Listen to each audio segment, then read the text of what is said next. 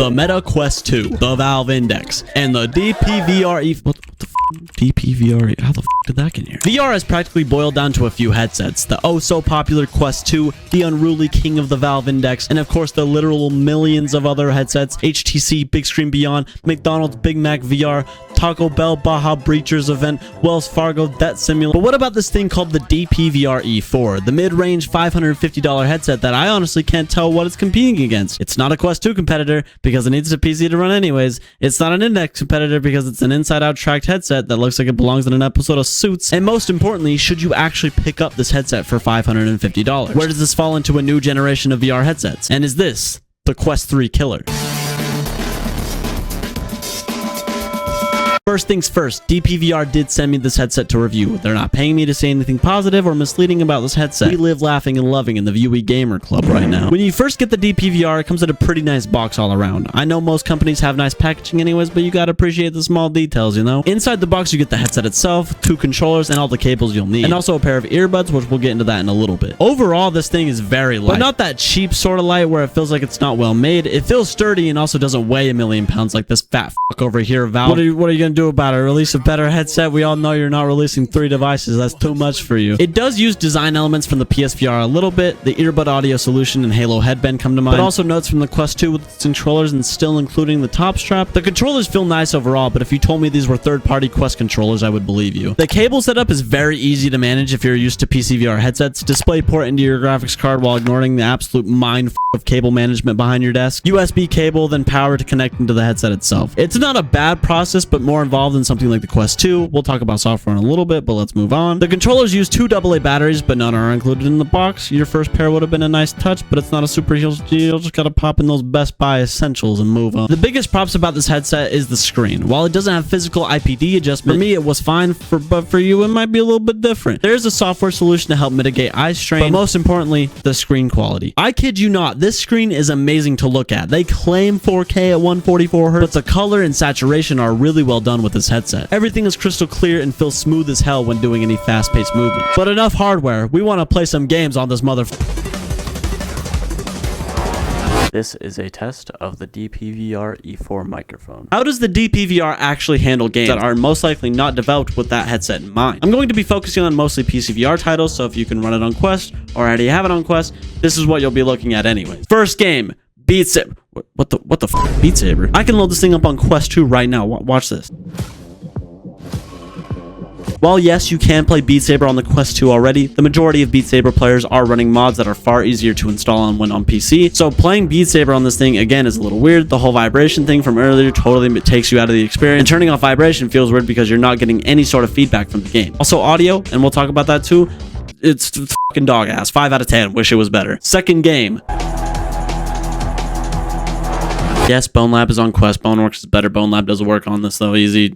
GG, easy review. Go play Bone Lab. Boneworks practically doesn't work at all. The game will launch and you can interact with the world, but the controllers feel very out of place compared to the actual hands in the game. Everything still works as intended though, but me personally, I couldn't get past that and ultimately never got past the starting area. 1 out of 10, probably the biggest letdown. Third game. This is probably the biggest game I personally wanted this headset to work with. The game that got me into VR does in fact work with the DPVR E4. Play through the whole thing over and over again. Also, the Half-Life 2 VR model also works, but I could talk about Half-Life 2 all day long, so we're moving past that because this video would be like 30 minutes if I talked about Half-Life 2. Numero 4. Again, the game's already available on Quest. Get that Play-Doh ass out of here. What is this baby doo-doo daycare diaper game? You got that 4K quad monitor setup, RTX 4090 runs harder than your fucking mom. Into the Radius is a big thing for me because I personally can't even play it on Quest. The drastic graphic comparison here is unmatched when you compare any other PC VR game to Quest. This is also Into the Radius 1.0 footage and it is straight up not on Quest. 7 out of 10. Had to use CV1 controllers instead anyways. But let's talk about why you should actually pick up this headset. This is where this review gets a little loosey-goosey, moving and grooving, taking your headset, disapproving, call me Joey Valance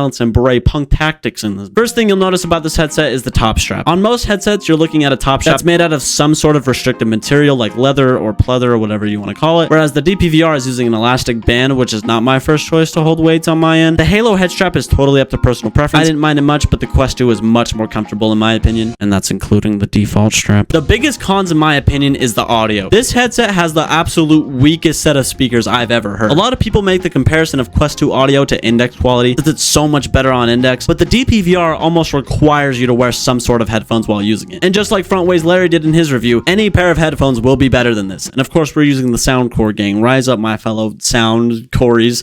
Long live the Corys hooligan. Another thing I wasn't really a fan of was the facial interface, or the lack thereof, because this has more than basically a glorified light blocker that doesn't really give any support or cushion of the headset. The first time I tried this headset was with my pulley system, and the force of the pulleys caused the headset to pivot towards my nose. Both Necru and I got immense pain from using this headset until I took it down and used it without any pulley system. Then the lenses weren't actively digging into my nose 24/7 and I could properly review this headset. But other than that, this is a super solid headset. The visual quality, clarity, the support for pretty much any games, besides a few, makes this a good device. But that's not what sells headsets. Like I said at the beginning, I don't know who to recommend this to. Compared to the Quest 2, it's better in a lot of ways, but needs a PC to run. Compared to the Index, it's easier to set up and get PC VR running without any compression. The audio quality and small issues like rumble completely get rid of that recommendation. Right now, we're on the edge of a new generation of VR headsets. Quest 3, PSVR 2, whatever Valve decides what to call their new headset. Obviously, this is going to compete with anything like the Vision Pro. So who is this headset for? Realistically, unless you don't want Meta products for privacy reasons and don't want to spend $1,000 on the Valve Index and don't want to get a PS5 or a PSVR 2, then I could recommend something like this. Of course, that's ignoring the plethora of other headsets from HTC, Big Screen, HP. If you're going only off of what's popular, the Quest 2 and the Index, then unless you have a specifically reason not to buy those two headsets, then yes, the DPVR is for you. The biggest recommendation is to wait for a better facial interface. I'm not kidding when I say that this is the biggest problem for me personally. It's just straight up not a good facial interface.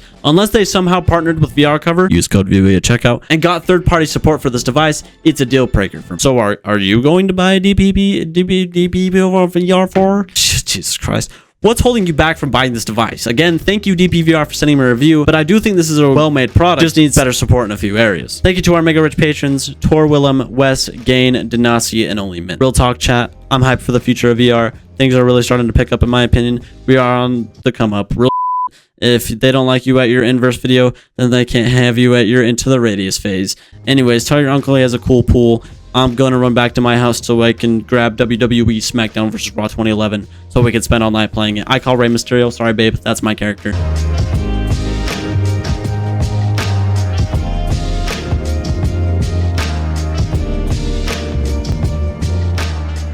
So this is like a 10-minute session with the DPVR, and that's without the pulley system because I don't have it up yet in here.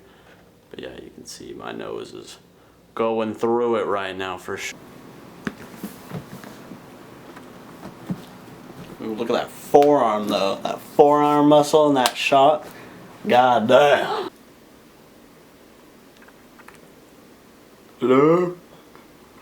Have you seen my family?